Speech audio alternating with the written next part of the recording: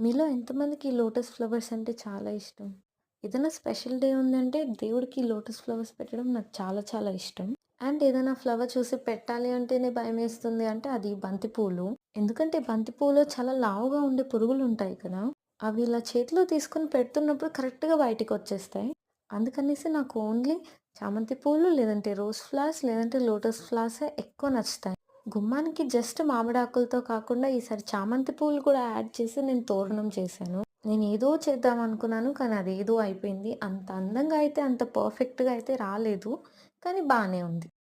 ఓవరాల్‌గా అయితే డెకరేషన్ మొత్తం అయిపోయాక టెంపుల్ ఇలా కనిపిస్తుంది. కానీ పూజా ప్లేట్ మాత్రం లోటస్ ఫ్లవర్స్‌తో చాలా చాలా అందంగా ఉంది. కృష్ణుడి మెడలో కూడా ఏదైనా పింక్ కలర్ మాల ఉంటే బావుంటుందని నేను అనుకుంటున్నాను. మీరేమంటారు? కామెంట్ సెక్షన్‌లో చెప్పండి. మీరు మీ ఇంట్లో పూజకి ఏ ఫ్లవర్స్ ప్రిఫర్ చేస్తారో నాకు కామెంట్ సెక్షన్‌లో చెప్పండి.